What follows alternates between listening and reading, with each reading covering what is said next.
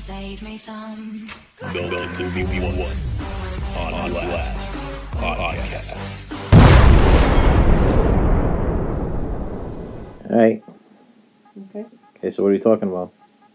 I don't know. What's the topic? Give me a topic. Okay, let's talk about me. Living with me? Oh, fun. There you go. Okay. How much fun is that? Huh? Oh, I'm sure many people see you in your videos. I can imagine. I don't think so. They see usually a happier me. You really think that that's a happier you? I don't know what the hell it is.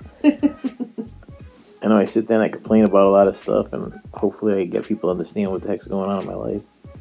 That's the plan. Yeah, I do see that. All right, so here's the question. Okay, so you've been living with me for what, over 30 years? About 30 years? Yeah. How's that been? How's that working for you? Kind of felt like we should I have like a roller coaster kind of playing in my head. Like from Parenthood roller coaster, where we're like going up and down, up and down. Yeah, I mean, I would say it's been interesting.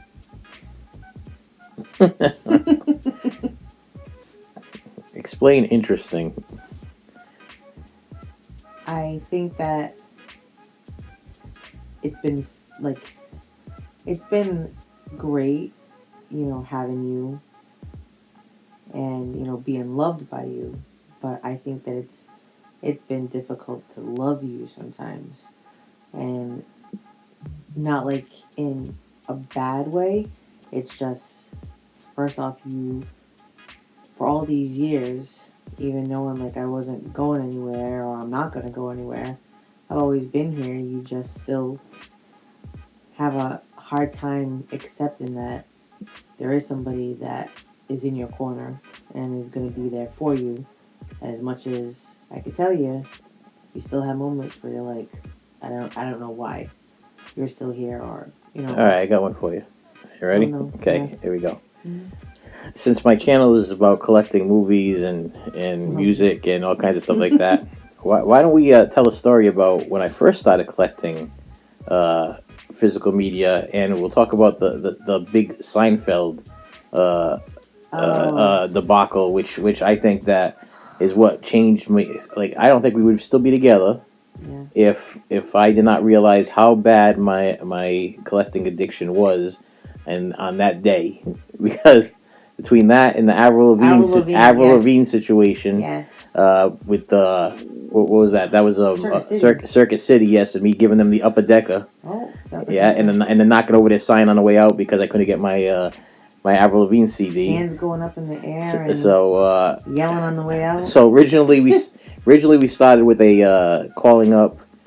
So we started collecting. Okay, and I talked to them about this the other day. First ever thing that we collected was a VHS tape, and was what? Top Gun. Top Gun, yes. I talked to them about that the other day. I sent the second one. I ended up picking up, I think, was Rocky Horror Picture Show, and then it went on from that.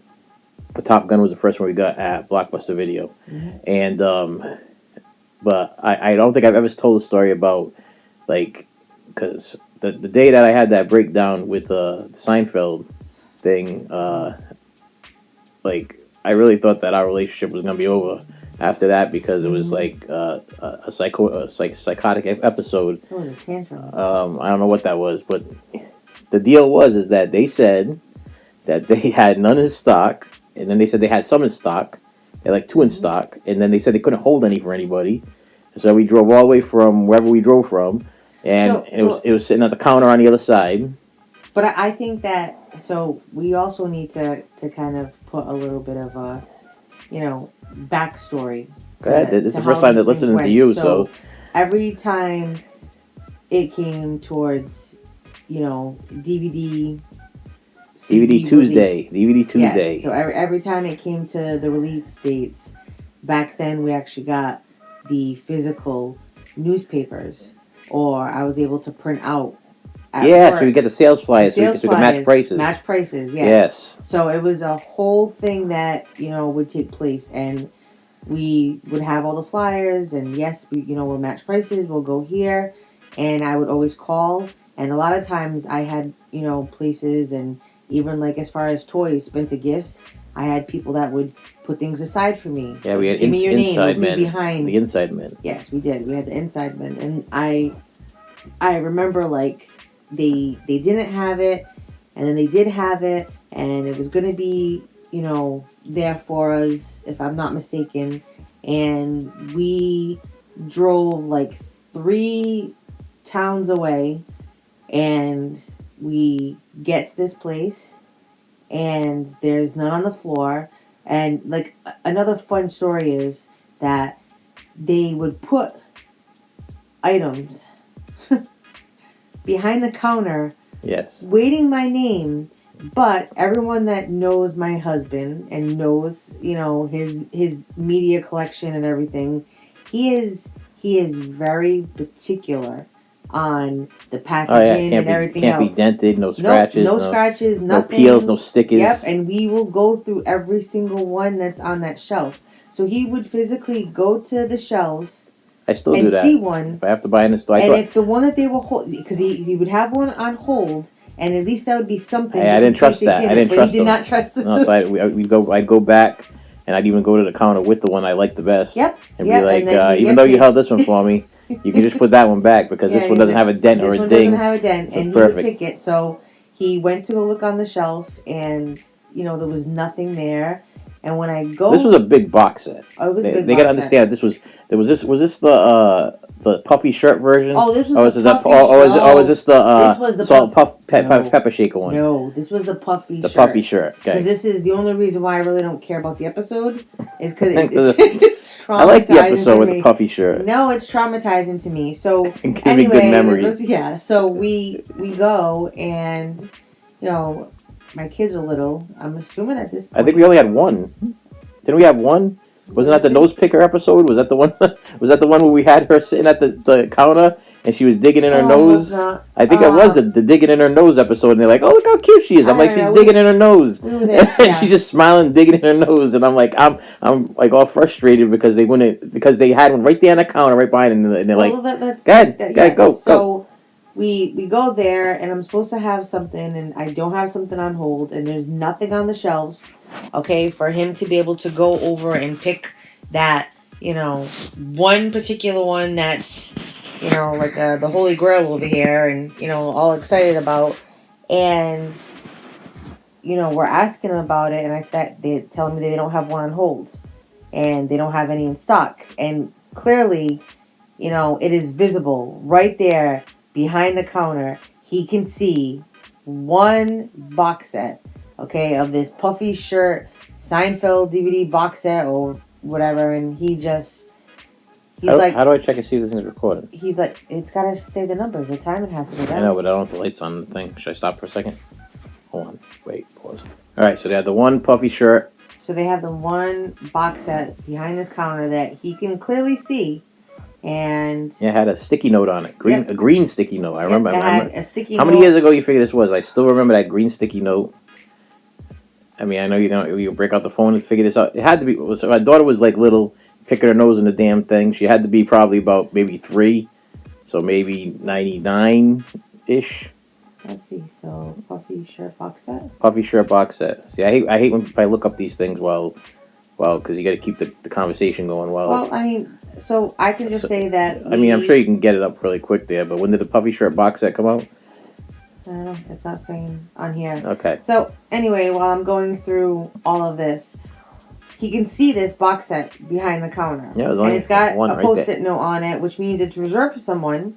They don't have the reserve that they had told me for myself. So he's like, well, what about that one? Oh, no, that's for somebody. And he's like, well, we called.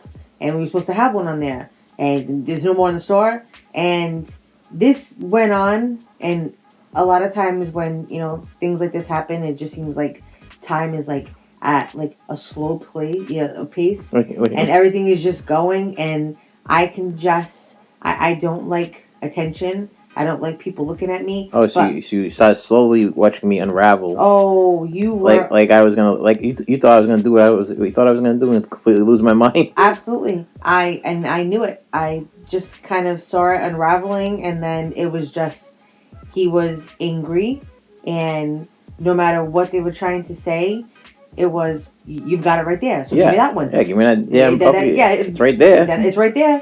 This is what I want. We drove 3 towns. Three towns over there. And we called everywhere. And it was it was a adult tantrum that took place that went into the van. I think I'm very articulated when I get mad at people at registers. Oh, you are. I thought I was very articulated. I thought that when we left there, those people were very relieved that we left. We did leave without the puffy shirt boxer, though. Oh, yes. Yes, we did. And then I believe they did a drum solo on the dashboard in the car. And that was my final And that's my final little part, and I was just like... And that's when I realized that I might have a problem. This might be an addiction I might have or something. I might have an addiction. But then it led up to the Avril Lavigne situation, which was at Circus City in another town that we went to. Went to that one, and they had called the other one the 3 towns over, and they sent us to that one. So here we are. We're already in this place, and then we got to drive all the way there. And people should know that we've never had really good cars. So at that time we had really bad cars, and it was like just to get to these places was like white knuckling. I don't know, for me anyway, with my anxiety issues. I remember hanging on to that thing I still hang on to now while you drive the pole of death, or what is that thing there? Like the little like arm handle where you can actually hang up your clothes. I call it the arm handle of death. I think in my head that handle is gonna save my life if you start tumbling that car out of control, because you like to hit that thing there, and you're like, oh yeah, no, I'm not swerving in and out of the lanes or whatever. Make sure you're you do it because you're staring into you're the only person I know that looks out the side window and drives the car. Yeah. I don't understand why you do that. Can you even explain why you do that and you still do it? I don't know. I am. Who looks out the side window like Ace Ventura or whatever it is there? I know it's Dumb and Dumber who's the one with the broken window? What movie was that with the broken window? He had to drive with his head stuck out the window so he could see. Am I thinking Ace Ventura or it was somebody like that? Something like that. I don't know. But that's how you drive. You drive looking out the side window, and it scares the crap out of me because as you do it, you're coasting in and out of the lanes. And then we hear the. And honestly, like when he talks about our cars, we've had some like fun ones. Speaking of, windows, his father decided he was going to help us fix. He charged me $40 for that. Fix my car window, and it wasn't even broken. He snapped the wire inside, so every drive-through and everything I had to go through, I'd actually have to open up the door and do my order, and then open up the door, and here's these people at the drive-through window, scared like I'm gonna rob them. But I was nice enough to let you drive you were the only one to ever drive my first car. Yeah. I was the only one to drive his car, and that was fun I went to get gas, and the mechanic. Oh, you had a McDonald's. It was a McDonald's drive-through. I thought. No, it wasn't. I was getting gas, and the attendant came over, and he's like, "Ma'am, your car's smoking," and I said, "Oh, it's my boyfriend's car. Don't worry, it does that." He had a rag that actually was wrapped around the gear. Because the carbon monoxide would come inside the car and almost kill us.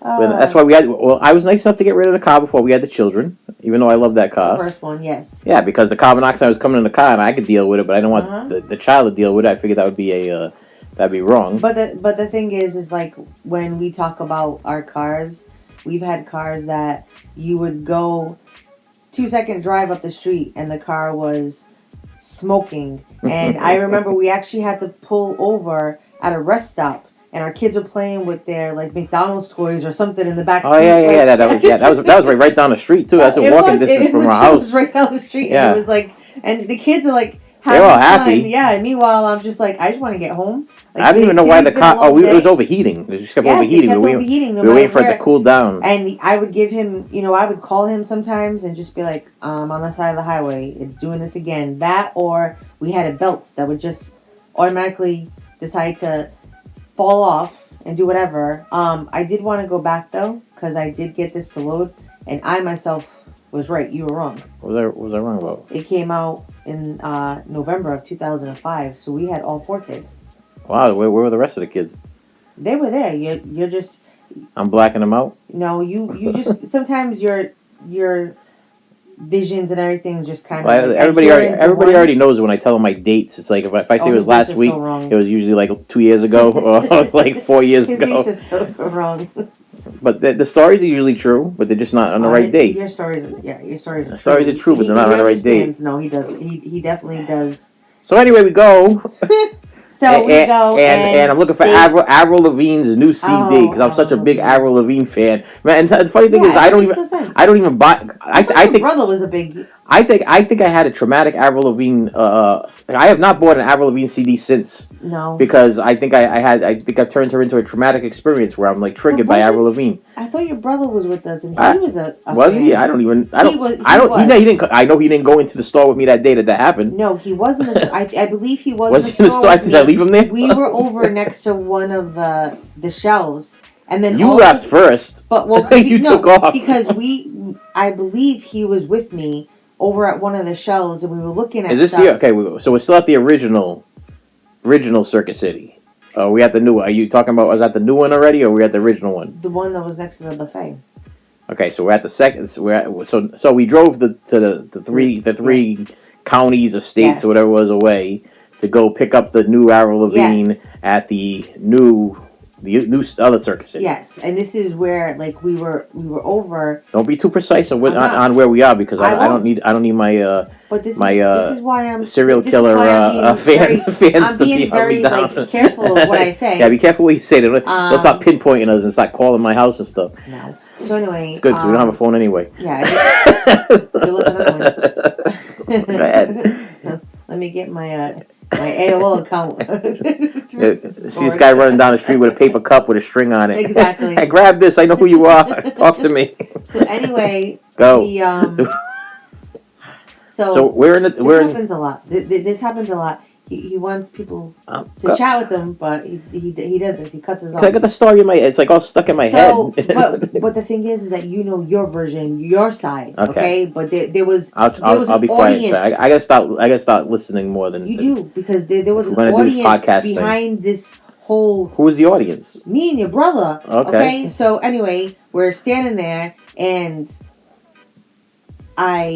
he had walked away to go see where this thing was. Check the shelf. Yes, and all of a sudden I can see the steam coming from his head, and I could feel the anger, and he's getting, and if you've seen his videos, and I know all of you have, he's very passionate about a lot of things that he says, and he'll start to talk like 100 words a minute, and he's just he's getting a little bit louder, and I don't know if it's like the Portuguese in him, whatever, but he really starts to I'm go. a physical media politician. Listen, hey, I'm gonna talk my way into getting that physical media. He really will start to get like heated and passionate about this, and I could just see like he was boiling, and he was so upset, and I was like, it's time for me to go, because I'm like I've been in this situation you disappeared before. Yes, you just took off out the front door because I am like right through the metal detectors, right out the front door, and everyone is looking at me because he's just like, forget it. And okay, now go ahead. What? So are we on talk about after you took off? I don't know what happened to my brother. Once again, this is another story where my brother disappears. I don't even remember him being there.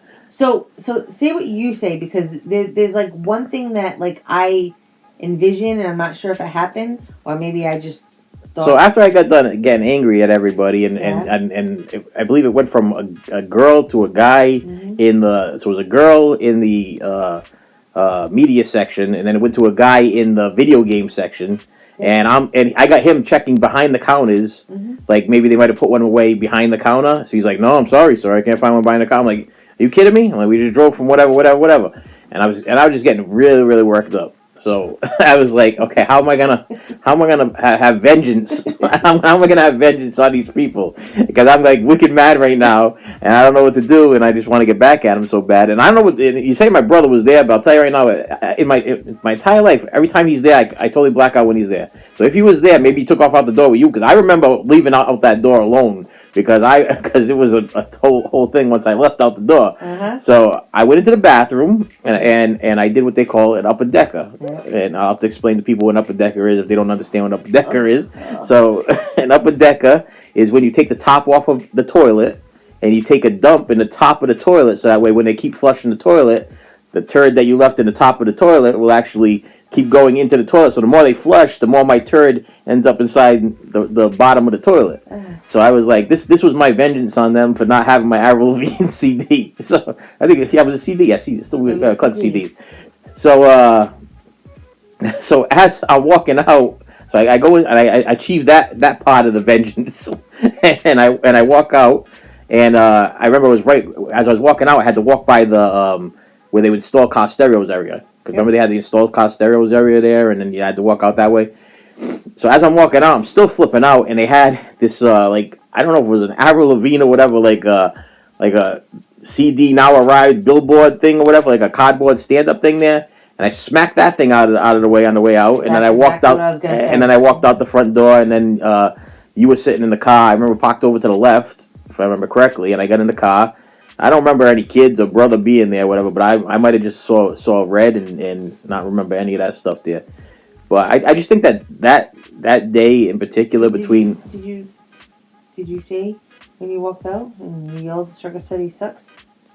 Oh, I don't. Did I do that? Oh, you did. Like, did I do it outside? I know I did it on the inside on the way out to the customer service desk because as I was yelling and before I punched Avril Lavigne in the face and knocked over the sign, I looked at customer service and I said, "This place sucks. I'm never coming back here again. You never get my business again." And I punched the Avril Lavigne sign, and then and I know they had these guard things over the top of the metal detectors. Yeah. Because I smacked that thing too on the way out. And then once I walked out the door, I went out to the car, and I don't remember yelling at the building, but maybe I was yelling at the giant, what was that, like electrical plug or whatever, the top of Circuit City looked like, whatever. Oh, yeah. I don't know what it was. Something, but yeah, you did. But then I got in the car, but that was a good thing because I think it was that day, I mean, we might be combining a couple of days into one, but it was around that time I realized that I may have a little bit of a physical media collecting addiction, and then I needed to learn to start to wait for things like seriously things would like I realized that because me and you were fighting. That was a fight. I turned it into a fight with you, and then you felt like really, I mean, you were the one driving me back and forth to these places, so it wasn't your fault. You would just drive me back and forth. Then I started feeling really bad about the way I was treating you because I was like, this isn't her fault. She made the phone calls and she drove me from this place to that place to this place to that place, and then it kind of hit me that I'm like, this is a problem. You know, this is becoming a major problem, and it's from collecting. But I mean, I try to explain to my viewers all the time that before DVDs there was VHS, and VHS is I think maybe another topic for another time because there was a little addiction that I had with the VHS tapes. Oh yes, there was. I don't know how much time do we got going on this thing? Because I don't want to keep these things too long. We're at we can go another 5 minutes, 10 minutes, whatever. Well, you do know before you get onto the VHS, you do know that because of all these outbursts and everything, this is what has actually created online shopping now because they were just so tired of seeing. They're lucky that they didn't get taken out over there at the old Circus City. Oh. As you can see, thanks to me, the Circus Cities are no longer in business. Okay, they probably the plumbing bill alone. From me taking upper deckers in their toilets and having to figure that out. The only thing I felt bad about after the fact is that, you know, there was a couple of people that were legitimately trying to help me. And I keep trying to think about who that janitor was or who that employee was that had to figure out why the more you flushed, the more the toilet would fill with crap. And then, you know, it was, that was a little bit of a situation. It was. But yeah, but when I first met you, it was the VHS. Yeah, the VHS tapes were a bad addiction because VHS tapes couldn't be purchased because they were it was like strictly rental, and if you bought a VHS tape, the VHS tape would cost about $70 to $80, if not more, and so I couldn't collect them. So I would I had stacks of VHS players, and I would make copies of them, but I wanted the physical sleeves. Yes. To put the copies in, so I would have so it would actually be like the real thing, and you would take me from place to place, and I would go in and take the styrofoam out from the inside of the the cardboard covers, Mm-hmm. and I fold them up and I stuff them in my jacket and I steal them, Mm-hmm. so that way I can go home and put them on my bootleg VHS tapes. But actually, at that point in time, you were taking me because you were driving, Yes. and you were taking me to place, and he would always tell me, "I'm gonna go inside. Just give me a moment, whatever." And he would go in because I guess he didn't want me to be there just in case something went Yeah, down. I didn't want to get busted. I don't, I didn't but- know if I was gonna get busted. I don't know if they could. In my head, I started morally trying to figure out. I'm like, I'm taking cardboard. You know, are they gonna? Can I go to jail for taking the cardboard sleeves? But the funny thing is that I wonder what the guy was thinking at the end of the night when he would go like around the store and like it'd just be like these pieces of styrofoam where the cardboard sleeves were. I was like, what the hell? He didn't steal the movie. He Nope. just he stole the cardboard Stole the sleeve. cover. And how we gonna rent this thing out now that the cardboard sleeve's missing? But I'd go home and I'd make my cool bootleg copy of whatever it was, and then I'd have the cool covered sleeve because some stuff you just couldn't buy. It's not my fault you couldn't buy it. I mean, the stuff was expensive. And that's the thing is, I think that, you know, as we started to date, you had your own place, you know, and you'd have like your movies, whatever, set up. It was the and movies and cassette tapes. I would was open addicted it to. up, and it would just be just a VHS that you taped or whatever. But you did. He had the cover, and he's very particular as far as how he has things. I recorded them on SP. Even So as it was only one SP. movie on one. Yeah, because it was SLP, SP, and LP, and it was like the SP was the one that you could just put one movie on. So it was pretty much identical to what you would be renting, Mm-hmm. except and I even had the cover. Except I didn't have the. Sometimes I actually would print out the label. Yeah. I make a copy. Yeah, make a copy of the tape. You make a copy of the label and he'd put it on. Yeah, this was like before we had like good computers and stuff like that. So Yeah. I would actually take the VHS tape to the copy machine Mm-hmm. and photocopy it at school or whatever it was, and then I just cut out the copy, and then I glue it right on with Elmer's glue, so it actually looked identical to the one that you would get at the video rental store. I mean, even with the like CDs and like DVDs or Blu-rays, even like the CD itself, like I've gotten to a point where I'll open up a movie, or if I, will be in the living room watching one of the Blu-rays or something, when I put it back in the cover, I make sure that It's got to be lined up. it's got to be lined up. They know that when I unbox stuff. Sometimes I got to tell me I'm sorry. Like I do it like not on purpose. Like it's just an automatic It's thing. an automatic thing. So as soon as I open it up, I'll check to see if it's okay and everything, and then it has to be lined up where you can read it from the top to the bottom, and it's just they know about it. And he would do like we'd watch movies, and I'd go to put away, and he's like, "Hey," and then I'd go, "Yep." So I'm like. And now I get the plastic covers on everything too. So now you got to make sure the plastic covers. So everything has to be put in a plastic It cover has to be too. put in a plastic cover, but it has to go in the right way. And he goes, "That's not the way it goes." But even like the CDs though, the CDs themselves, those will go into the plastic covers. I take good care of my collection. He does. But I mean, like a fun thing for me was when he was looking for Star Trek. Star Trek, the individual TV series. Individual TV series. DVDs. And I had a list in my pocketbook, and I would go to FYE, and I would just check them. And I don't know why they would be released or how they were getting them. No, you were buying them used. Yeah, but I'm just saying like the fact that they were they got this one here, whatever. And yeah, it we was were like, just hunting for them because there was a ton of them. I don't know how many it was. It was like 2 episodes per disc. Yeah. And now I got like 6 or 7 box sets of like all of them. And I still kept the original ones for sentimental reasons. I still have them all in the back of the closet buried. I haven't seen them in years, but I'd be like, oh, we're getting this. we got 4. We got 44. We got 68. We got whatever. I'm like so excited. And the funny thing is, I wasn't even. FaceTime. Well, the funny thing, I wasn't even like a big Star Trek fan either. I was a Star Wars fan, but it was just the fact of trying to get all of the episodes. It was the thrill of the hunt. To be able to get the numbers, and then I think that it made you even happier that I got excited because I would go just to go look, and I'm like, oh, I'm here, and this is what they have, whatever, and it was like, I thought that was fun. I'm like, oh, this is cool. We're actually getting all this. All right, so I think we're gonna end that here, and Sure. and I'm gonna say that this is this is a beginning.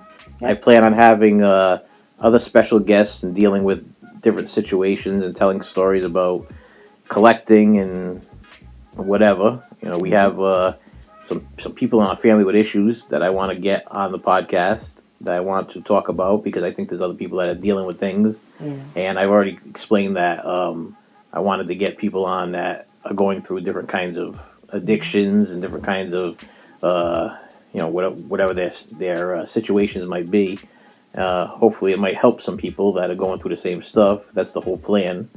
And collecting physical media should be fun, but when it starts to kind of screw up your relationship, and you're like, I'm about ready to lose my girlfriend at the time, and we had like how many kids? 1 kid, 2 kids. 4. Yeah, I know. We were married after a certain amount. But you're saying we had 4. I'm picturing one nose picker, but you're saying we had 4. So we had 4. So we were already married. Okay, so you had no escape. We had 4 and a brother that disappeared. Yeah, I don't know what the heck happened to him. He disappears from every story I tell. I cannot. You keep saying he was here and there and everywhere, and I don't know if this has to do with some kind of mental problem or whatever, but he disappeared when I was younger, and then he disappeared when I was older, and I still don't know where the hell he is. How long has he been living in his house, and I still haven't been to visit his house yet? I mean, it has to be easily 20-something years, and he doesn't even live that far away. It's just I have not stepped foot in that house yet. I wouldn't say 20-something years because his kids are 18 and he. Okay, but even 18 years, you got to figure in 18 years. I haven't stepped foot in his house in 18. I don't even know where he lives. Yeah, but your relationships are just odd. I don't like people. I don't. It's a thing, you know. It's just like he didn't do anything wrong. No. It's just I just don't. I don't do very well with you got your physical people. I'm better talking to a camera than I circle, am. And A small circle. Yeah, yes, a small circle. I said this the other day. But that I think that not even just like a small circle. You've got your safe space. That's it. I got my safe people. I got safe people. Matter of fact, I said I did that mental health video the other day, and I was talking about it and everything. And I was like, I got this one little circle, it's got like 10 people in it. I said, and those are the people I trust. I said, but even some of the people in my circle, I don't trust. Yeah. You know, I just deal with them because they're like my kids.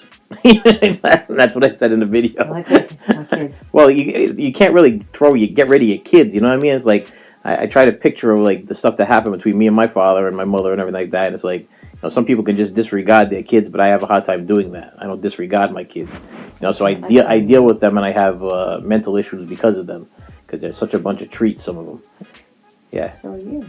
Wait till I get a couple of them on here, and people are really going to enjoy those conversations there. Oh, yeah. Those are going to have to be like R-rated, a couple of them, because I don't think one of our children could possibly make it for a 15-minute podcast without using the F word about 50, 60 times. And if I'm going to talk to them about the topic that I want to talk to them about, it's going to be a lot of fun. So hopefully other people will come back so they can hear what else we have to talk about. And I figured we're going to do this once a week. This is going to be every Sunday. Yeah. I'm going to post it. I'm going to record it whenever, then edit every Sunday. But we're also going to be going to church and stuff too. So I figured that's what triggered all of this thing, is because I wanted to sit here and talk about what we're going through in life, and then hopefully reach people that are struggling also. I think with the podcast it's real conversations. Okay, and it's. Well, I originally was going to put topics in a hat. But the thing is, and then we'd have something to talk about. Tonight you were like, all right, let's try this thing out. Let's see if it works. So let's snap these things on and see if the microphones work, and let's give this a try. So this one, just to make this clear, this is just a trial run of a conversation that we would normally have on a regular basis, where if she didn't have a mic clipped on her, she probably would have gave up already and probably walked away. Or turned the TV on, put on ER, or something like that. And I'd be in the bedroom watching some kind of storage wars or whatever.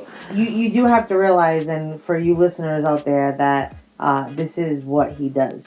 You know, he likes to have discussions, but he likes to speak. I got issues. You do. You cut people off. I got anxiety issues, and just wait till like the kids are here, and there's like one in particular that I'm like, you're either gonna hear dead silence, and it's just gonna be.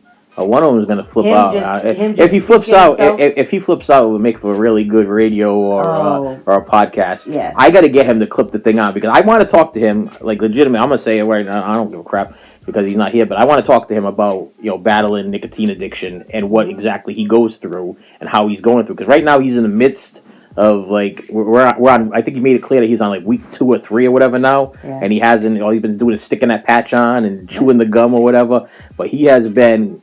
He has his mood swings, and he is completely miserable, and it sucks. And the other day I literally told him, I said, listen, I said, we're still here because we can't go anywhere. But besides that, we'd be out the door, and I'm not the type of person to throw out my kids, so.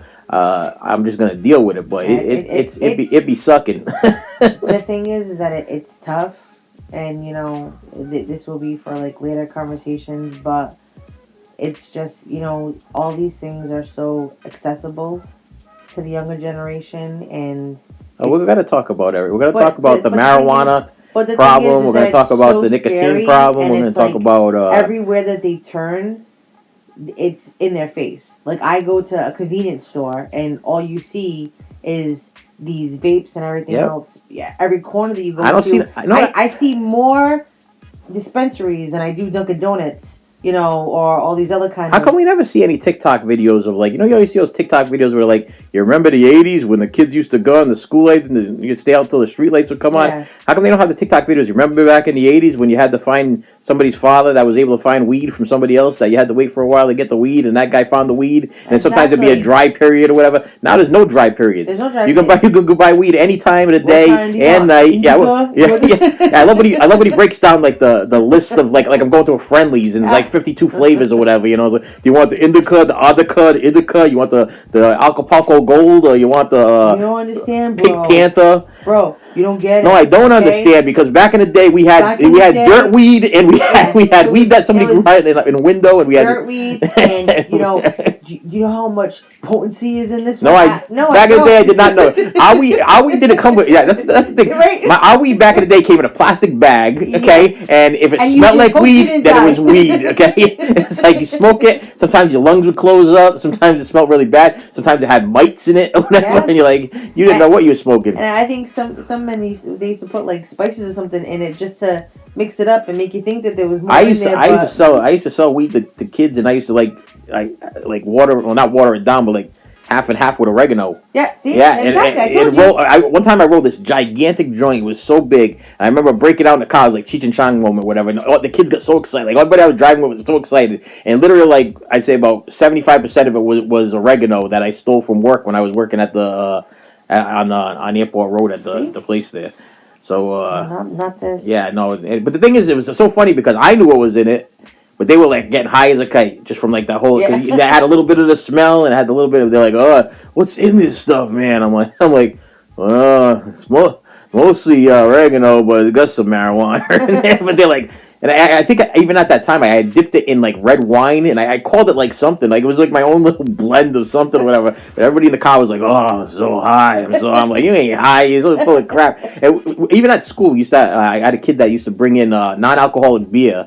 And this was like in elementary school, and he'd bring them in, and we'd be drinking them out in the parking lot, or whatever. And we'd go in and be like, "Oh, we're so drunk, man! We're so drunk." It was like, it was non-alcoholic beer and whatever. And I was like, I know it's not non-alcoholic beer, but the other guys they didn't know it was non-alcoholic. It was one of these things you do when you're a kid. But when we get those people on there, it's gonna be a lot more fun. So this was a test run on our podcast, and I don't even know what you want me to refer to you as. Should I just say the wife, because we don't want you to lose your job or be affiliated with me in any way, shape, or form, because some of the things that I say on my channel, like, what's the funniest thing is that I would probably have so many more subscribers and so many more viewers if I actually told my family and told my like people I worked with or people that know me. Nobody knows I do this. Nobody knows I do this. This is the strangest thing is the only people that know that I do this is my kids. I don't know if you tell people at work. I used to, because I wanted to get. I never told anybody. But I wanted to get like subscribers for you. But then I was just like, yeah, that could be dangerous. Like that's dangerous. And it's not even just like being on social media. You doing that sometimes it's it's conversations, like if we have like a work outing or something, and I've brought him there. I just find myself like, what is he gonna say? And because I'm honest, and he'll tell you too. Like even like when we've been around, like church people or just different things. Like sometimes I watch them like something's gonna come out, and you know what I mean. Like and it does come out because it's just the way it is. Does, and the whole thing is that listen, it's the way it's the way real. it is. Take me or leave me. I don't care. He's honest. What he says is truth, no matter how many people try to deny it or people try to like twist things. It's raw. It's open, and that's exactly what I love about him. Yeah, you're the only one that I don't like. Well, you know that you're the only one that I can't like. I don't know what the wording is for it.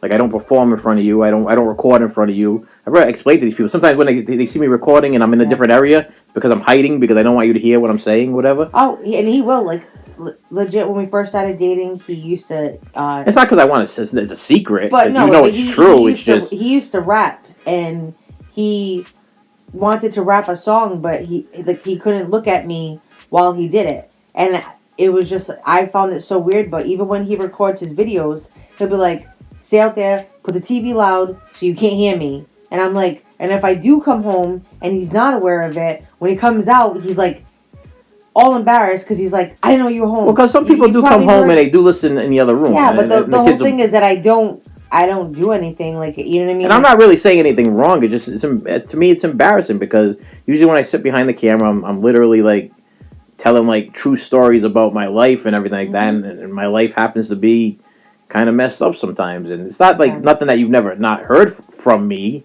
It's just like this is why we keep the stuff from my family and from friends and from coworkers and from whatever because if they actually knew the stuff that actually goes on in my head, because it's only me. Yeah. It's only me that goes through this stuff, according to you. No, you're the only one that thinks You're the only one that thinks like this way. I'm the only one that thinks this way, even though I got 2,000 and whatever regular viewers, and I checked my analytics. It was 28,653 within the last 28 days views from random people. And it's usually between 50,000 and 70,000. So it's like these are just people viewing, not just not subscribing. So like between 50 to 70,000 people are viewing my channel. So 50 to 70,000 people are viewing and going in and watching what I'm doing. They're not hitting subscribe, but they're watching. So they're listening to my stories, and either they're relating or not relating, and then they come back or they don't come back. I don't know. I tell these people, I'm like, some of them I must be just too much to handle. But you do have a lot of those subscribers who have been loyal, faithful. No, they all know that. That's awesome. I got ones that have been there since day one, and the funny thing is I usually do remember the top 5. Like it was kind of cool when I first started. I was like, I got 4 subscribers, I got 8 subscribers, I got 10 subscribers, and the cool thing is that those same subscribers are still 8 years later. I've been doing this for 8 years, according to they were congratulating me the other day, and that's another thing I always get messed up at the time because literally I thought they was doing this for 3 years. I kept telling the viewers, I'm like, I've been doing this for 3 years, and I only got 2,000 whatever subscribers and whatever. And then the other day, YouTube goes, congratulations, you've been doing this for 8 years. I'm like, 8 years? Wow. Man, I'm depressed. But I haven't reached the where's my damn plaque? I've been working for you people for 8 years. I mean, you worked for companies for 8 years. They gave you plaques. I don't even get a pin. I don't get nothing. I got a pin. They give me $114 for 3 months worth of work. But maybe you began like slave labor. Those 50 or 70,000 are watching it.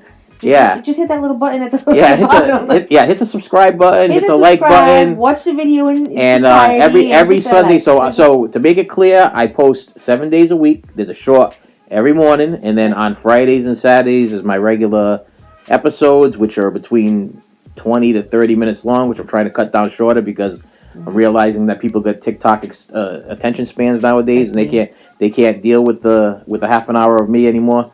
So I'm trying to knock those down a little bit more, and then we'll be doing the podcast, which will not interfere with my regular broadcasting system here because people have grown accustomed to me doing what I do. But I figured Sundays would be great because we do occasionally go to church. I'm cutting you up. I'm just saying when we go to church, we come back and we got things to talk about. And I'm like, we have some altercations because we don't see eye to eye in some things. Yes, and we don't see eye to eye, but. When you talk about like the attention span of, TikTokers and everything else, like, yes, he definitely does put in his time to make sure that he's got his shorts and everything else. But, you know, whenever he does do these, you know, videos, or he has something, he's like, oh, I want to do some boxing, you know, his viewers are definitely in his mind, and he knows that a lot of you have been faithful and, you know, done these things, and he wants to make sure that he still continues to show you that appreciation and everything else. So, you know, from somebody on the inside, there's a lot that gets put into it, and So today is midweek, and this weekend is the big Taylor Swift drop. So what I will do is I will attempt to get this podcast out there by Sunday of this week. After I do very minimal editing. I just have to do that one edit in between because I had to stop to make sure we were still recording, which hopefully we are. Yeah, and nervous. And then I just want to, because I didn't want to be get into something with you for like an hour or whatever, half an hour, and the next thing you know, we're talking to ourselves. Because we did this the other day. We were talking about something, and he was just like, "See, that would have been good." Yeah, it would have been a good topic. It would have been a good topic. So so I'm just gonna kind of throw this together, throw my little thing on it there. But the other thing is, I also have to sign up to that thing so it can go on. It'll be on Spotify, Audible. It'll be on Apple Music, and it'll also be on the other thing. So hopefully it'll be by this Sunday. If not, we got the big Taylor Swift drop going on. We got the Taylor Swift party night going on soon. The official release party where I get to dress up like a teenage girl and go crazy. Yeah. And I know I'm going to be sitting in that theater embarrassed as all hell because I'll be sitting next to probably like a 15-year-old girl dressed for like Taylor Swift from the top to the bottom, and I'll be sitting there without a bracelet. No, you didn't make me a bracelet, and I wanted a bracelet. You didn't make me a damn bracelet. Probably be in some kind. You'll probably be like jogging pants or whatever. This other girl's gonna be dressed like a showgirl, and I'll be sitting next to two teenage girls dressed like a showgirl. You'll be sitting next to like a grandmother dressed like a showgirl. You'll be in a pair of jogging pants. I'll have my Swiftie and training shirt on. I'll be dressed like Travis Kelce. Be dressed like Taylor. And then Sunday we get to watch the Federal Express guy bring boxes after boxes after boxes of I think it's like 20 something CDs and records and stuff that she has absolutely no idea what I paid and what I got and what I've been through in this whole Taylor Swift thing. Even as far as we talk about going and to these stores and having these things, but like the mailmen, okay? These people who deliver this stuff, like you people do not understand, and I mean maybe you do, maybe he's talked about it in the videos because I'm not allowed to watch his videos, but it's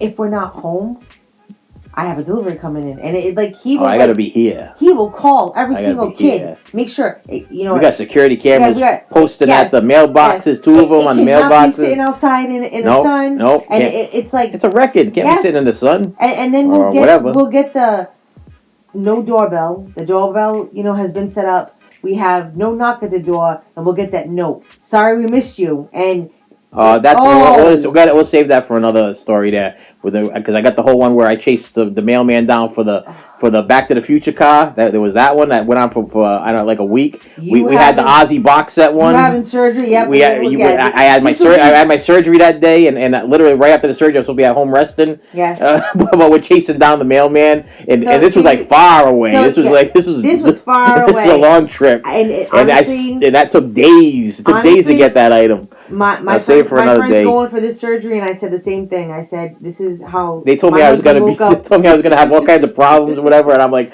I don't care what problems I'm having. I was all drugged out. My eyes are rolling in the back of my head. I'm like, I woke up. I'm like, are we going to get it? He wasn't even out of his little gown from the surgical center, and he was just like, "No, babe, seriously, we need to go. Please." Listen, it was the Ozzy box set. If you enjoyed this, then stay tuned because. That's gonna be a doozy. It's a good one. And I will see you later. Save me some.